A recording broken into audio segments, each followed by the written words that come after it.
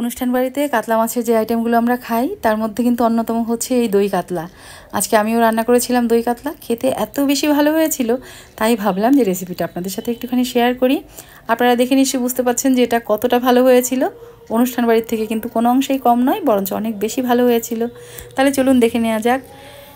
তো এইখানে মাছ রান্নার ক্ষেত্রে প্রথমে যেটা জরুরি সেটা হলো একটা ভালো মানের মাছ। তো আমার বাড়িতে আজকে খুব বড় সাইজের একটা জ্যান্ত কাতলা এনেছিল, তো সেখান থেকে কয়েক টুকরো মাছ আমি নিয়েছি। সেটাকে ভালো করে ধুয়ে সামান্য হলুদ, নুন আর একটুখানি তেল দিয়ে 10 মিনিটের জন্য মেখে রেখে দিয়েছিলাম। তারপর একটা কড়াইতে দিয়ে দিলাম সাদা তেল। তেলটাকে খুব ভালো করে গরম করে তারপর মাছগুলোকে একে একে ছেড়ে হিটটাকে মানে ফ্লেমটাকে লো টু মিডিয়ামে রেখে মাছগুলোকে আমি 7-8 মিনিট ধরে ভেজে নেব।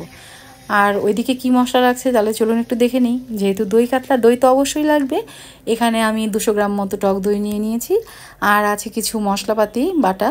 এখানে কিছু ফোড়নের মশলা আছে, কাজু আর চারমগজ বাটা, পেঁয়াজ বাটা, রসুন বাটা, কাঁচা লঙ্কা বাটা, আদা বাটা, আর ওইদিকে আছে একটুখানি কুচনো পেঁয়াজ। তো অনেকেই কী করে, এই দই কাতলাই হোক বা যে কোনো কালিয়াই হোক, তো মাছগুলোকে না হালকা করে ভাজে। কালিয়া বা দই কাতলার জন্য মাছটাকে একটুখানি কড়া করে ভেজে নিলে সেই মাছটা খেতে বেশি ভালো লাগে, মানে তরকারির ফ্লেভারটা অনেকটা বেড়ে যায় এই ভাজা মাছের কারণে।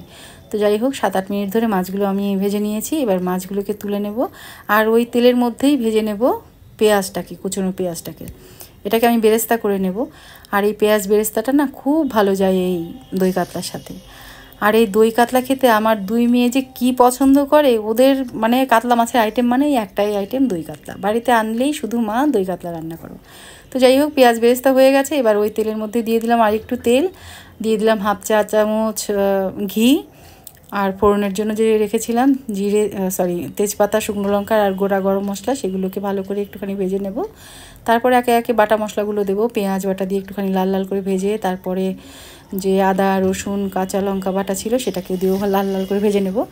আর হিটটাকে অবশ্যই ফ্লেমটাকে লো টু মিডিয়ামে রাখতে হবে। পুরো রান্না যতক্ষণ ধরে হবে ফ্লেমটাকে একদম মিডিয়ামে রেখেই করতে হবে, নয়তো তরকারির রঙটা একদম চেঞ্জ হয়ে যাবে। তো এখানে বাদাম বাটা দিলাম, তারপর দিয়ে দিলাম একটুখানি জল দিয়ে দিলাম কিছু গুঁড়ো মশলা। এখানে গুঁড়ো মশলার মধ্যে আছে 1 চা চামচ ধনে গুঁড়ো আর 1/2 চা চামচের থেকে একটু বেশি জিরে গুঁড়ো।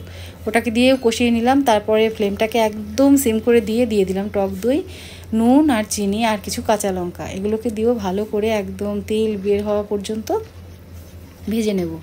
তো এরকম করে ভালো করে কষিয়ে তারপরে ঝোলের জন্য দিয়ে দেবো গরম জল। ব্যাস, মোটামুটি হয়ে গেছে। এবারে ঝোলটা ফুটলেই একে একে মাছগুলো দিয়ে হালকা হাতে নাড়িয়ে ওপর থেকে দিয়ে দেবো একটুখানি গরম মশলা গুঁড়ো। যেহেতু আমি ঘিটা আগে দিয়ে দিয়েছি, পরে আর ঘি আমি অ্যাড করলাম না। এবারে ঢেকে এটাকে 6-7 মিনিট রান্না করে নেব। তো এই হলো আমার দই কাতলার ফাইনাল লুক। আপনারা দেখে নিশ্চয়ই বুঝতে পারছেন যেটা একদম পারফেক্ট হয়েছে। তো আপনারা যদি রান্না করতে চান, আমার এই রেসিপি দেখে অবশ্যই রান্না করতে পারেন। আশা করি ভালো লাগবে। আর আমার রেসিপিটি কেমন লাগলো অবশ্যই জানাবেন। ভালো থাকবেন, সুস্থ থাকবেন।